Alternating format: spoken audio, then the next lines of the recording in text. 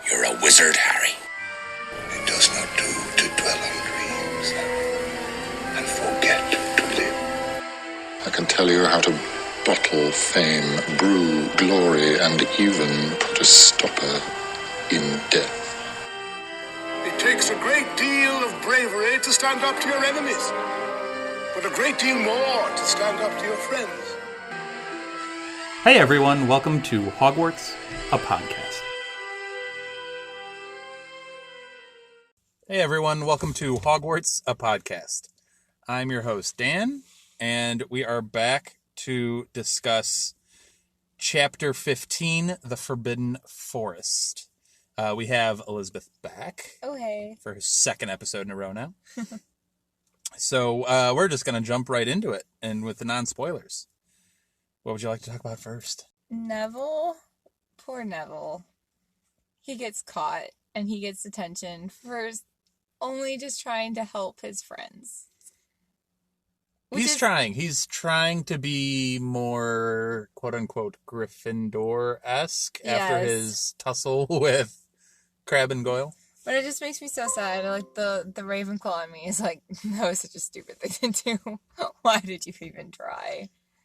Yeah, you overextended yourself there, Neville. You tried a little bit more than your capabilities right now. You'll get there, hopefully, but not today. I also, I feel for McGonagall. Like, I know from the kids' perspectives, this is such a harsh, cruel punishment. The action she has just taken is going to make me a pariah in the school. But the House Cup, she knows taking away 150 points is going to lose the House Cup for the, 10th year in a row or something like that? Something crazy. Yeah, and it is something that she purposely put Harry on the team, knowing it could help them with, Quidditch, and they could get the House Cup from those points, and this is going to hurt my house, but it's the right thing to do. Not that we haven't had any reason to doubt McGonagall until this point, but I think it firmly establishes her down the middle kind of persona and reputation of she puts discipline over house, which Snape does not do. She's not completely biased. She loves Gryffindor, obviously, but she just knows that she has a job to do. Yeah, there's the job comes first and teaching comes first, and part of teaching is disciplining when people do things wrong. And it is interesting that they get 50 points each. Mm-hmm. Malfoy got 20. Only 20? Yeah, it was 20 points. Yeah, you're right. And then Harry I get the 50 spot because he was, I guess, a leader. Mm-hmm. Or he should be held to a higher standard because of his Quidditch status, or whatever, which way you want to go with. Hermione, I guess you can make an argument because she should know better. She should know better. Fine. Why are you docking Neville 50? He was out of bounds. So was Malfoy, though. Why you gotta give him a 50 spot? I will say, especially if you're gonna blame Harry and Hermione for coercing him into believing something. From teacher perspective, it's like when one kid does something stupid and you're irritated, and then another one does it, and another one, and another one. At that point, you're just like, everyone gets punished. It's a little harsh. Yeah, but for Neville, it's a little harsh. I don't think he deserves he should also quite know better. He should, but he's trying. I feel like you need to encourage him. Take 50 from each of them and give him, 10 points because you're giving him Malfoy's punishment plus 10 for your good effort. You should be encouraging him to stand up a little bit more. Anyway.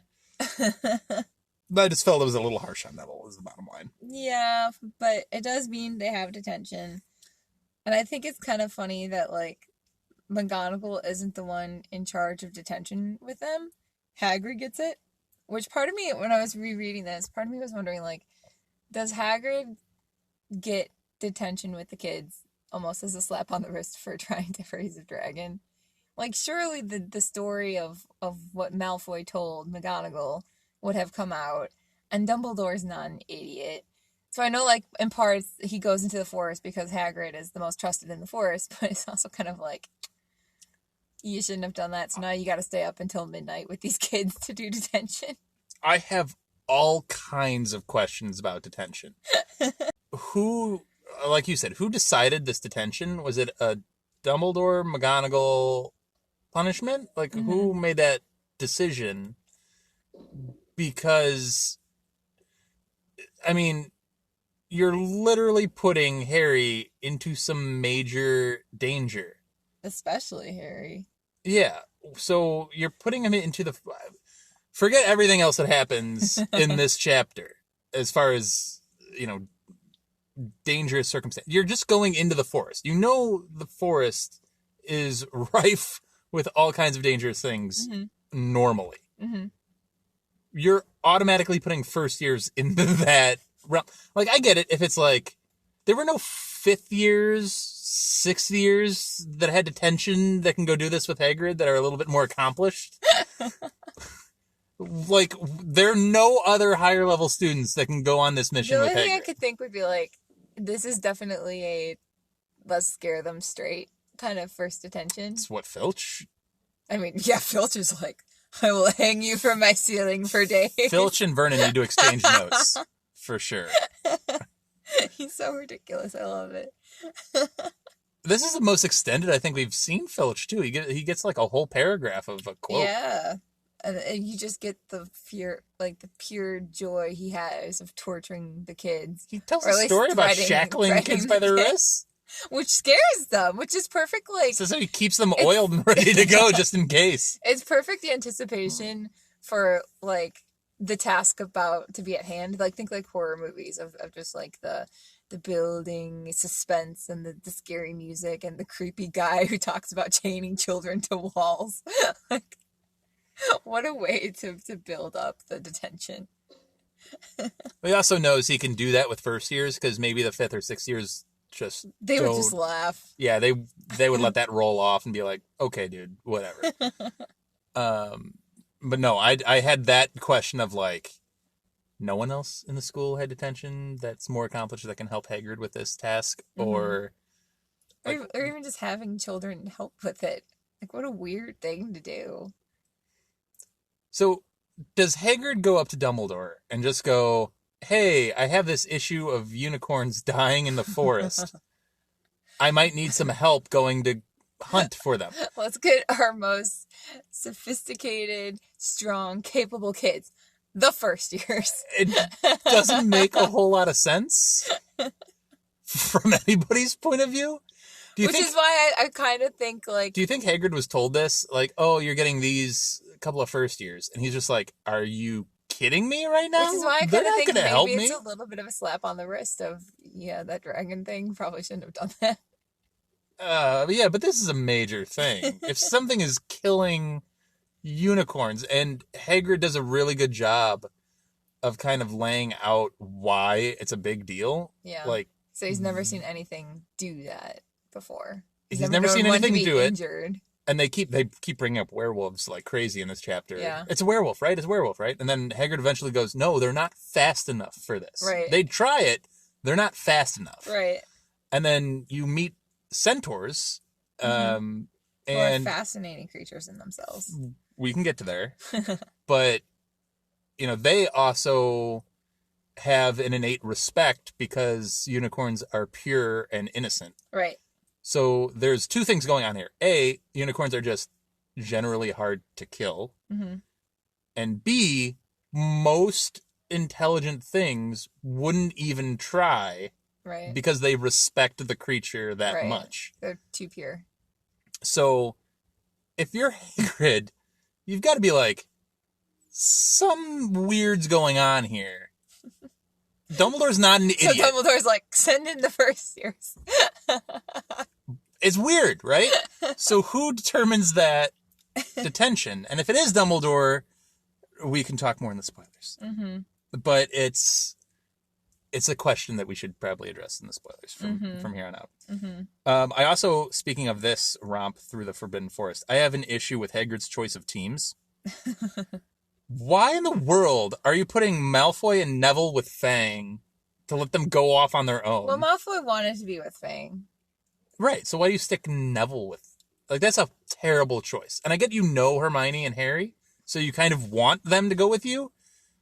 But the second team that he comes up with of Malfoy, Harry, and Fang, after issues go on and it goes sideways, the second team, much more logical. To be fair, he's not a teacher, so he hasn't really thought about group work before. He literally calls Malfoy an idiot, which is great. It's a great thing from Hagrid to say, but... I mean, it does bring up some interesting ideas of, I mean, Malfoy's true nature comes out the minute it's, I have to go in the forest. I thought we were just going to be copying lines, and his fear is, he can't even hide it. There's no false bravado with him. And Neville is also terrified, but Neville recognizes that this has to happen, and I mean, he doesn't want to be with Malfoy either, but he's like, okay, we'll do this, and the faster we get it done, the faster we can get out of here, kind of a thing. So Malfoy is the idiot for giving Neville like a heart attack and scaring him in the middle of the tension, in the middle of the Forbidden Forest at midnight when there's a dangerous thing going on. Like, Hagrid's right to call him an idiot. Part of it is, Malfoy's fear is weird, though, because he's afraid of the forest, yet Hagrid specifically says this is a particularly dangerous mission, right, in the dangerous place. Right. But Malfoy's lack of respect for Hagrid brushes that aside enough. That is true. It's like, what are you doing? And it goes back to my first year dumb he comment from thinks last he's episode. invincible. I mean, don't all, like, teenagers think they're invincible and they don't think? I don't think Malfoy is... Again, I just said he's first year dumb. Yeah. I don't think he's dumb. I think he knows where his own skills lie and what he is good at and what he's not. And I don't think he's foolish enough to think that he can take out a werewolf. Clearly he doesn't, because he bolts later in the chapter. Like, doesn't even try, just gone. He's a Slytherin. So, I mean, Malfoy is interesting case. I also, too, with, like, when they do switch teams again, and it is Harry and Malfoy, like, that could have potentially been a bonding moment for them of, you know, we have to rely on each other and in order to get out of this, and kind of similar, it kind of reminds me a little bit of, like, when Ron and Harry save Hermione, and that bonds them as a friendship, where this could have done that, but I think it's too far into the book for that to happen, and there's too much bad blood between them by this point. That's just, like, never gonna happen. But just imagine the awkward small talk between the two of them as they're walking through the forest, if any words are exchanged at all. See, and we've had this conversation before of if you want a series or a movie to be book specific, Yes. whereas I want it more specific than that, I want to see that conversation. Yes. Let that conversation go and see what they would talk. It would be a fun little thing to think about. Like, hey, what are they talking about on their... Is Malfoy continuing to poke him even though there's no one to impress? Right. Well, Fang. You gotta impress Fang. Always. Always. Anyway, let's talk about the magical creatures for a second. Yes. So we get introduced to 3 new characters, all of them centaurs, which is cool. Bane, Ronan, and Firenze. Right. So, you almost get a little bit of a pecking order amongst them. You meet Ronan first, and who seems to be kind of in the middle of the in three. the middle, yeah, Calmness. just kind of a chill, taking things in. Right. Bane, I dare say, seems to be the leader here. He's a bit wild. A bit aggressive. Bit intense, and then Friends is the most laid back, more, I shouldn't say laid back, he's not really laid back, but I have a comment about Friends for the spoiler section. Okay. I did have a question for you about them, though. So, we know that they respect Hagrid because of his respect for creatures and for the forest itself. But do you think Hagrid gets extra respect because he is clearly not pure human, the same way they are not pure human? I think that's a really good point. I think they definitely recognize it. I think Hagrid refers to them as very deep beings that are obviously concentrating on a lot more than their quote unquote earthly plane. So yes, they probably recognize that part of Hagrid and give him maybe more leniency than maybe they'd give other pure humans. I would imagine that Dumbledore, being the headmaster of Hogwarts on the border of this forest, would interact and command a certain level of respect. But that's also Dumbledore. I don't think everybody's getting that level of respect who wanders into their territory. So, but yeah, I think no, that's a good point. But I think a lot of it too is a combo of that, what you said, and he respects them. They respect him. Yeah. Just knowing that he's not a threat. And them able to communicate that, even though their communication is clearly not 100% on point. I love so much.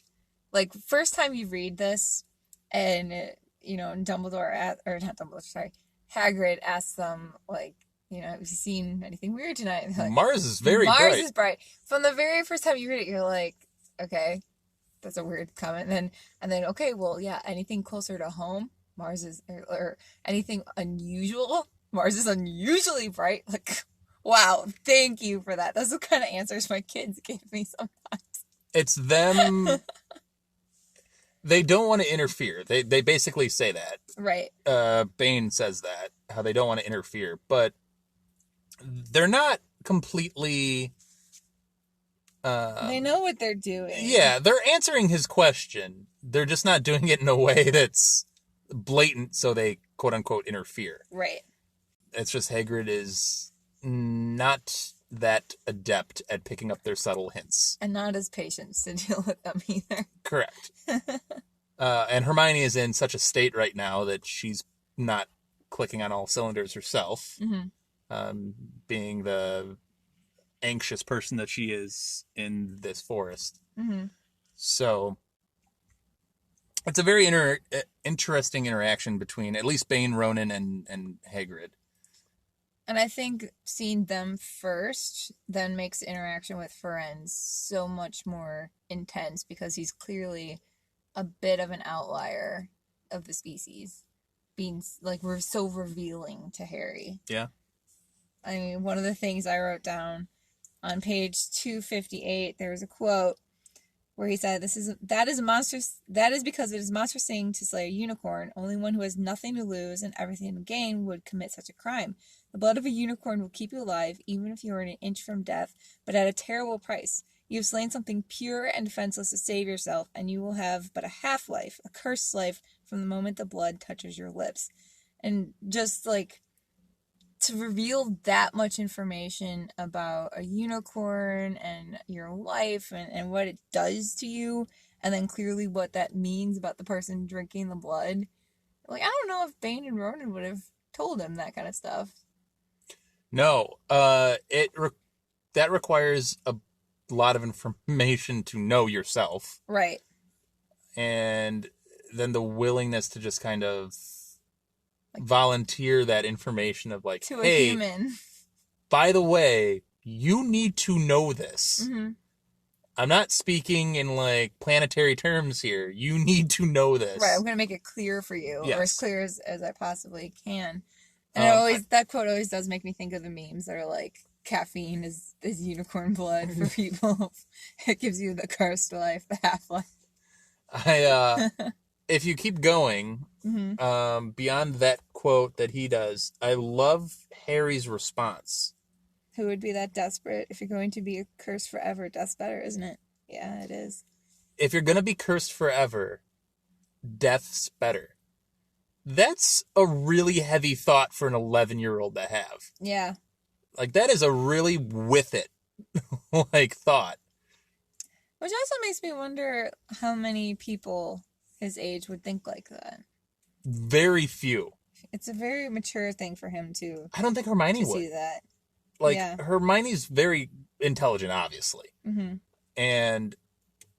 But that requires a different kind of thought process. Mm-hmm. It's like a more intangible thought. Well, someone who's gone through trauma and tragedy would be able to think like this. True. That's true.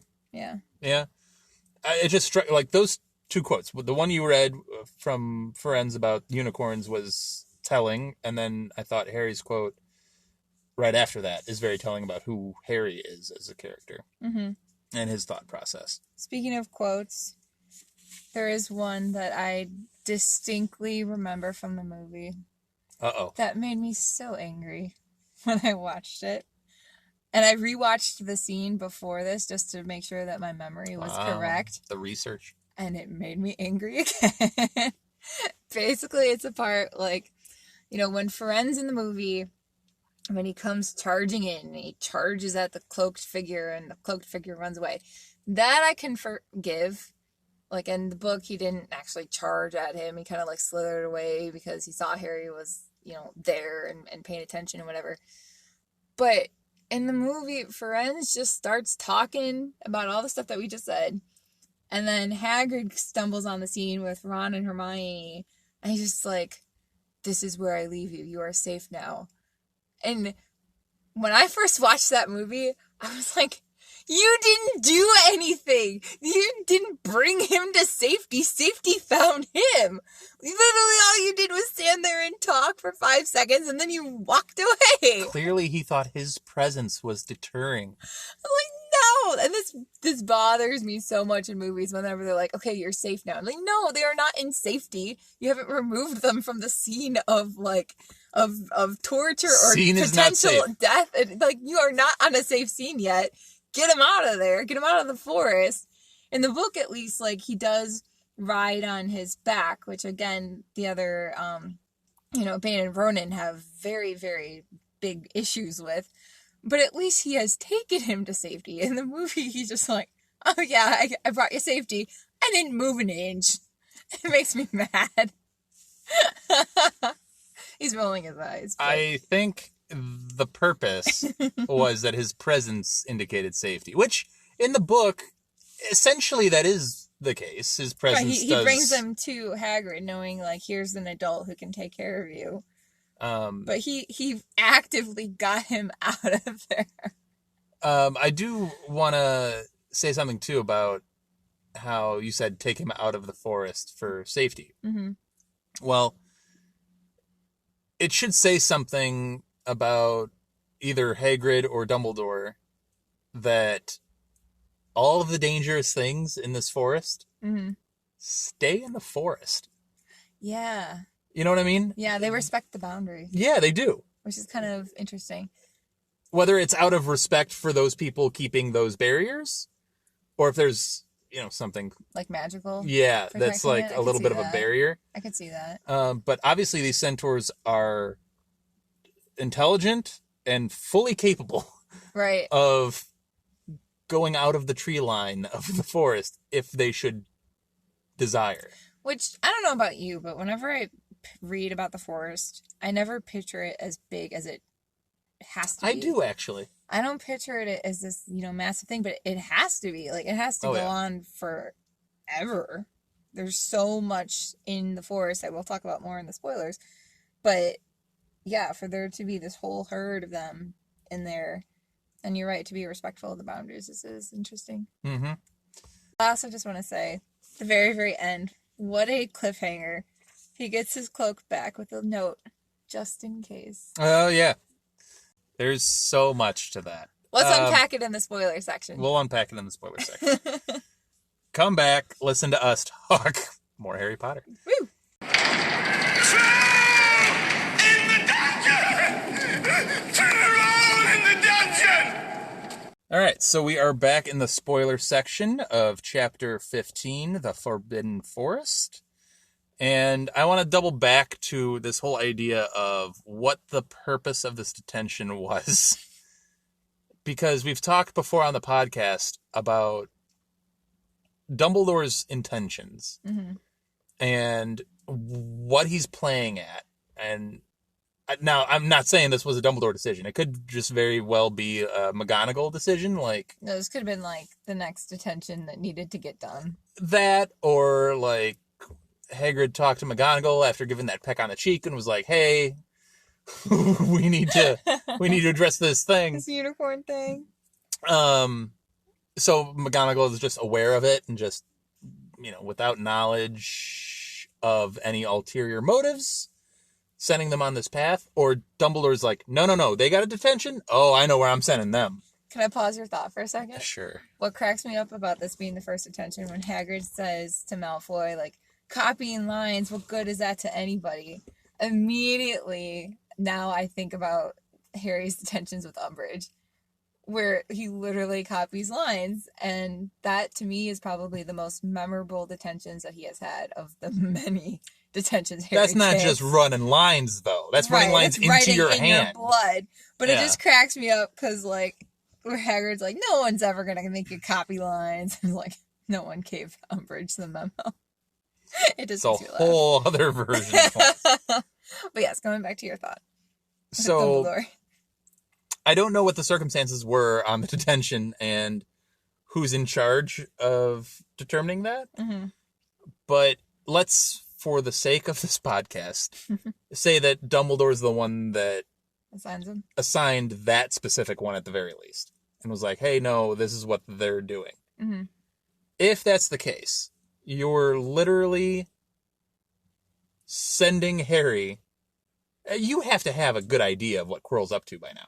Oh, for sure. We know that in the Half-Blood Prince, how when they're going through Snape's memories, not Half-Blood Prince, sorry, Deathly Hallows, when we're going through Snape's memories, there's the conversation that Dumbledore has with Snape by the forest, and he says, look after Quirrell, won't you?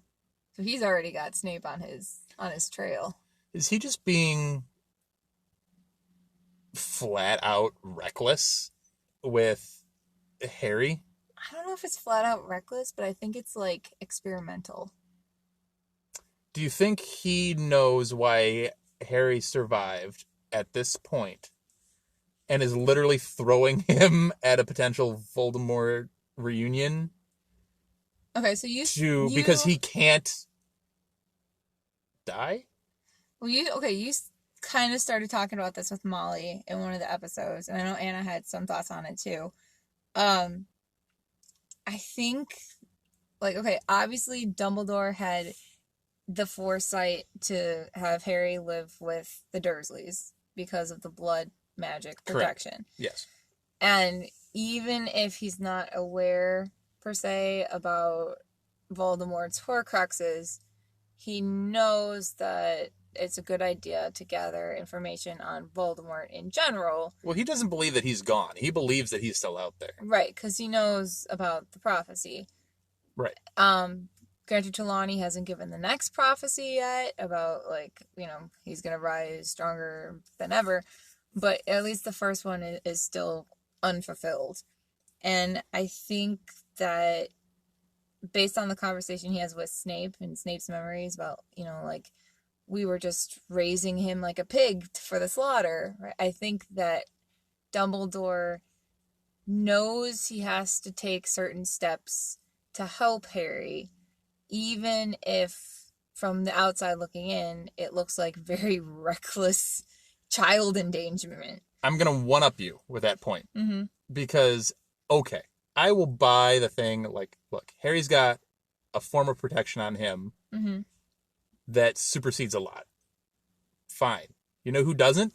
Malfoy, Neville, Hermione. None of them are protected like that. You're also throwing them into the danger zone. Okay, that's a fair point. What are you doing?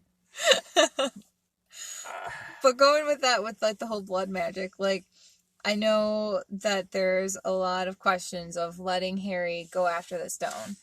And it's just interesting to me how Harry, if he had not gone after the stone, then Voldemort would not know that Harry's blood is, toxic to him. and therefore Voldemort would not have known he needed to take his blood in order to be stronger when he was resurrected. And then that blood protection would save Harry when Voldemort kills him. So, sorry, I'm just piecing this together in my head because of what we ended our non-spoiler with, that, quote, just in case, which is Dumbledore, right? Giving Dumbledore saying, you're going to use this. It's not just in case, it's here you go when you use this. 100% agree with you. But here's the thing about that. So then he clearly knew that Harry had done this thing in the astronomy tower, using the cloak, found said cloak, and gave it back. Clearly Dumbledore's pulling these strings. Right. Forget that whole maybe he didn't cause that attention. Dumbledore watches everything way closer than they realize. 100% he's the one pulling the strings behind this detention. If he's probably got the cloak and then gives it back to him and says, hey, you're gonna need this again, essentially, in so many words. Dumbledore so much also reminds me of what I was saying about in the last chapter with Hagrid getting the egg from, Quirrell, with it being so, like, everything has to work exactly right. A lot of Dumbledore's plans have to work exactly all of right. Them. There's so many things. You're depending on 11-year-old children. So many things have to go perfectly right. Many of them should have died. Many, many times. It's a miracle that they didn't. He's a terrible child care manager. But in terms of, like, mentor, teaching, preparing him, he does accomplish that. Very recklessly, but he does accomplish it. He's getting him ready. The only thing I don't know that he does any of that well. Well, I mean, like, with the mirror, okay? So, like, let's say... That's the only real thing. Let's say Harry just stumble upon it, which I could buy that. And then Dumbledore maybe went to go move it and then, like, saw Harry looking at himself in the mirror. Was like, okay, I'll let him have this moment. And then the third night, I'm going to take it away from him. But he does say in that final conversation how, if you ever stumble upon it again, now you'll understand what it is.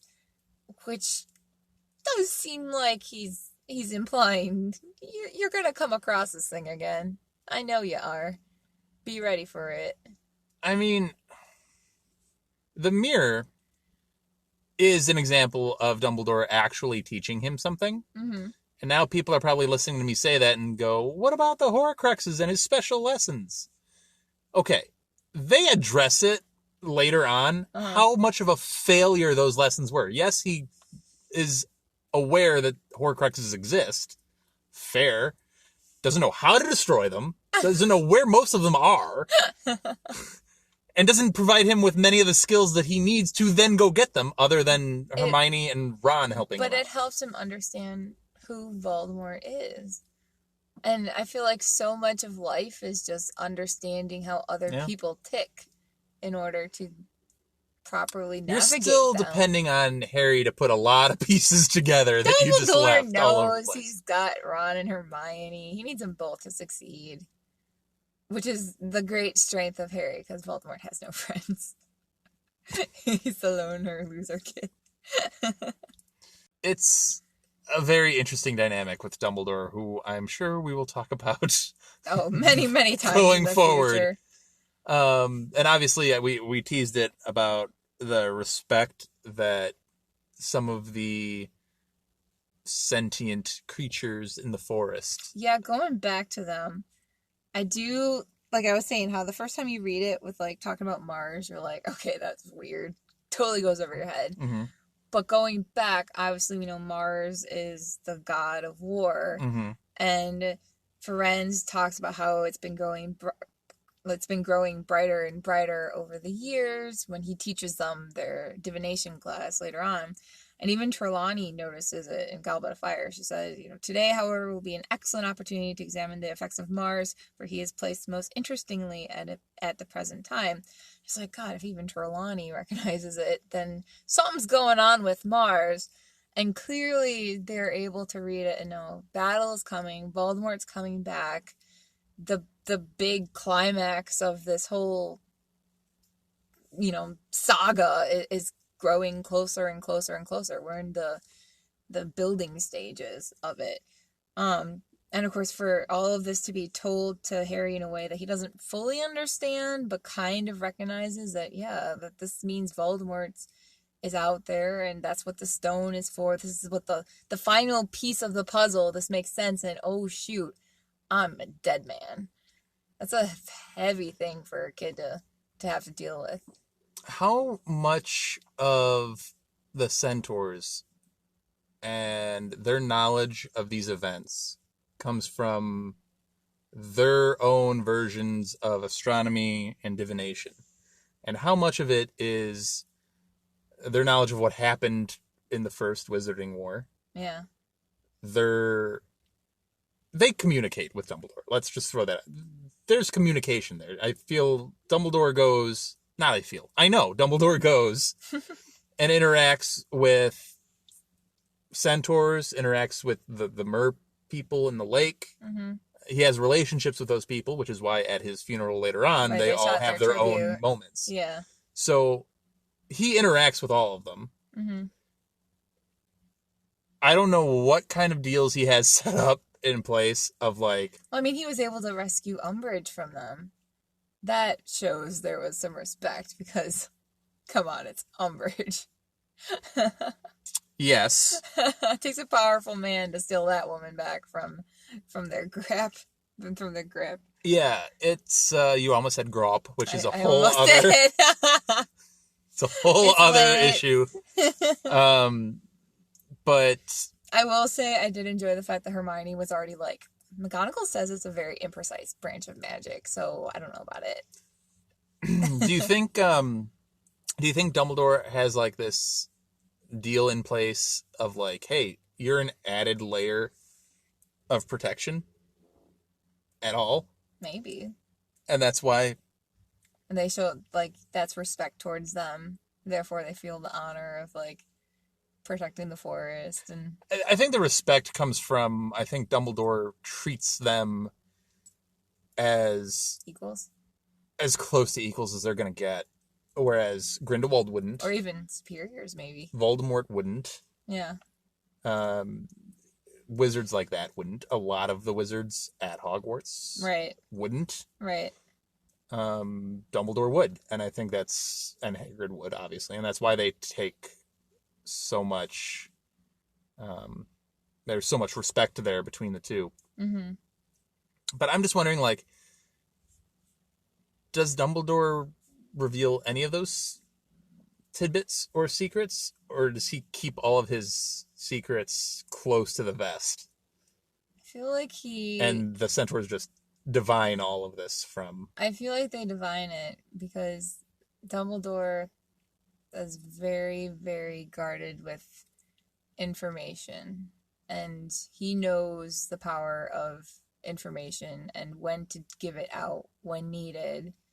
Granted, he does make mistakes with that, which he admits to Harry. Like, he should have told you the prophecy when you asked about it your very first year. But in general, I feel like he reveals things the moment they need to be revealed. Let me flip this on you then. And maybe you can freshen my memory. Okay. I wonder if Dumbledore goes to centaurs for advice. And that's the respect that they get from him. I could see that because I know he says divination was not one of his strong suits. He was tempted to not even have it be a subject at Hogwarts. But Trelawney giving the prediction made him be like, okay, yeah. No, it's a thing. We need that woman here. It is an actual thing. So if he is very much like Hermione in the sense of like, I don't understand that branch of magic. Or I don't need that branch of magic. Yeah, like that's just not my forte. And I'm strong enough to admit that. Then, yeah, why not talk to them and see what knowledge they have? I think it's an interesting idea if that's how he gains their trust and respect, is like, I don't know this as well as... I know a lot of things, and I could do a lot of amazing things. Right. I don't know this as well as you. And that also, like, if that is the case, which I could see, then that also shows an extra layer of maturity to Dumbledore because he's not trying to be like an expert about something he's ignorant of. He recognizes there are people smarter than him in this, so he's going to gather knowledge from them to then base his own conclusions on. It's an interesting dynamic between, and I guess it is the whole thing is a balance between the school and the forest, because they're two very separate entities that have to exist in a very... in a bubble. Yeah, it's just a very fine balance that they have to be in to coexist well. But I don't know, it's an interesting kind of thing. One of the other things I wrote down, which also goes with the movies again. You're bringing up the movies a lot. Yeah, this chapter especially. And it was reminding me of something of the last episode you and Molly were having, like talking about Neville. I feel one of the things that just irked me when I was watching the movie, and granted by this point, so many things had irked me that every little change was like very obvious to me. But I feel like having Ron and Hermione be the detention partners instead of Neville and Hermione and Malfoy. You mean Harry and Hermione? Harry, Hermione, and Malfoy and Neville. Yes. And having Ron instead of Neville in the movie. Oh, yeah. That totally cheapens both Neville and Ron. And my thought with that is like, I mean, Neville, we need to see his character growth in bravery, which you guys, as you discussed in one of your last two chapters, like we already start to see that he was standing up to Crabbe and Goyle at the Quidditch match, and we know eventually he stands up to Ron and Hermione and Harry with like, you know, don't break any more rules. And over the course of the whole series of you know, his dark secret of his shame, you know, he's ashamed of his parents, but not just like doesn't want to reveal that to people, and joining DA and standing up to, you know, Snape's regime at Hogwarts, all those things, you know, of course, resulting in killing Nagini. But like, these are tiny steps he has to take to be brave, and not showing that in the movie just makes it seem so weird to me that this is the kid who ends up killing Nagini. It just seems like such a disjointed character growth in the movies. People get on Ron's character development in the movies. No, I agree with you. Neville's character development in the movies, it's an afterthought.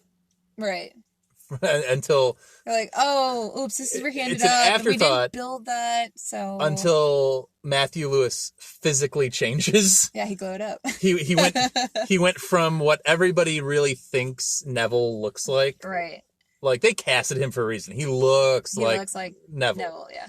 To not looking like the textbook Neville description anymore. And people are like, "Oh, that guy." Okay, and I think Let's give him more screen time. They glossed over it a little bit because I think of the physical change that people just accepted it better. Very much so. But then also with Ron, I think it cheapens him because I mean, the very first time he enters the forest in Chamber of Secrets, he knows he is going into this scary, forbidden place that contains his worst fear in the world. All of the spiders. Follow the spiders. And there's so many spiders, and they're such large spiders. And the fact that he purposely goes into the forest shows so much more bravery at this point than it does having him go into the forest in this detention thing. Especially because he knows if he doesn't go into this forest to follow the spiders to get the information that Hagrid claims that they have, they're not going to be able to save Hermione. Or anybody else, but, you know, especially Hermione. So, like, I mean, it takes such bravery to go and face your biggest fear. Same way, like, in Book 7, when Harry walks into the forest, it just destroys me emotionally every single time because he is going to face his death. So, it's just, like, having him just go into this forest for this dinky little detention is, like, no. Not okay for showcasing Ron's bravery. I'm not defending some of what the movies do. I will defend parts of it. I won't defend Crimes of Grindelwald. You'll never catch me doing that. I mean, you'll never catch me watching it, so... Challenge accepted. Oh, I was going to say one other thing about Friends.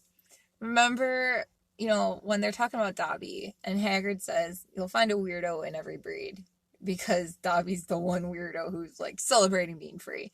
I feel like Friends is the weirdo, because he, seems to respect humans more than the other ones do. He lets Harry ride him like a common horse, and he teaches for Dumbledore. And, like, if you're right, talks to Dumbledore and shares that knowledge. And I think that's interesting how, he, by respecting humans and showing the wisdom that it's okay to work with the humans on this knowledge, that makes him the weirdo.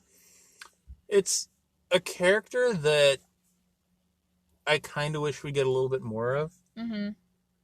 He's an interesting character, and I think there's a lot more to him and his role in the whole universe, but we don't really get a whole lot of it. Yeah, he's a man of mystery. Yeah. Half man of mystery. And we should end on that. So, follow us on Twitter at HogwartsApod. You can find me at Daniel_Allen44. Be sure to come back next week because it's going to get good. Yeah, we got the last 2 chapters of book 1 coming up. Yeah. So it's kind of crazy. So join us for that.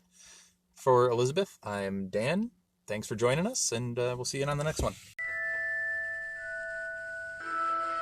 Thank you for listening to Hogwarts, a podcast. If you like what you've heard, please click the subscribe button on your preferred podcasting app and follow us on Twitter and Instagram at HogwartsApod.